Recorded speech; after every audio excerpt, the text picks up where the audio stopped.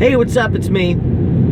You are once again in the cozy confines of my office on my slippery wet ride home from work. It's actually not as bad as it was earlier. Yesterday, in fact, it was very bad. But yeah, right now, Portland, Oregon is getting bombarded by weather. It's nuts. Anyway, whatever. All that aside, as you know, I'm in my office and thoughts are flowing. And here's my main one right now, which is involving the Fantastic Trio.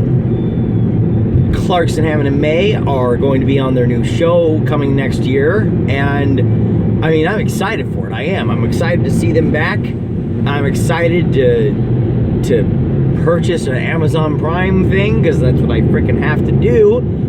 Oh, God. Anyway, I'm excited about it. I really am. There's a couple of things that I'm worried about, though. I don't think they have access to the Top Gear test track, to my knowledge. I haven't really researched the entire thing, but I'm pretty sure the Top Gear test track was owned by Top Gear, which is owned by BBC, you know? And they can't really do that anymore because they're in a competing company.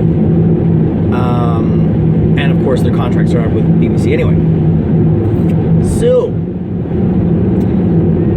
they better freaking go all around the world like they usually did. And they better have the news. And they goddamn better have somebody like the Stig. As much as I love watching Clarkson, Hammond, and May banter and talk about cars, I love it. But I love watching the Stig go around the track a lot more. Because you see how fast a certain car is capable of being. I fucking love that. I love it so much. And it's usually some hot hatch, or, you know, they do every freaking car. Every car you can think of has been around that damn track. Every car that's worth worth mentioning. You know, and then you see things like the Caterham beat supercars around the track. That's just awesome to me. Or even better, like cheap cars beat really, really expensive cars around the track. It's awesome. Now they're not going to have that track though. There's no way they can. So I'm really hoping they put something like that in it.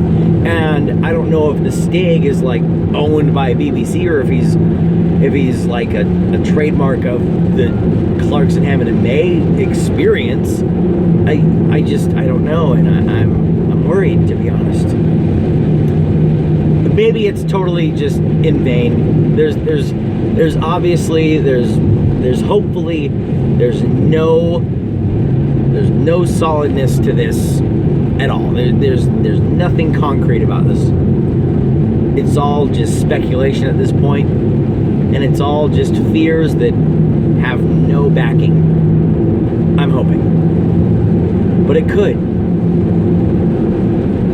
But I mean, to make a show like they have before, where you got three guys talking about cars in different locations all over the world, and different types of cars used in different types of occasions, and crazy builds like the electric car they made, and the space shuttle out of a Robin, and all that stuff.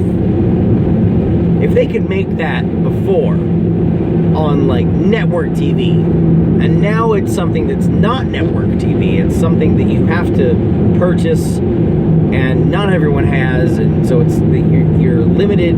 You're not really limited to FCC guidelines as much, I don't think. It's more lenient when it's the internet, is what I'm assuming, because of all these crazy ass shows that are on Netflix that I've seen. Like Daredevil was pretty freaking nuts, and like a lot of Netflix originals are freaking crazy, gory, sexual, all that stuff.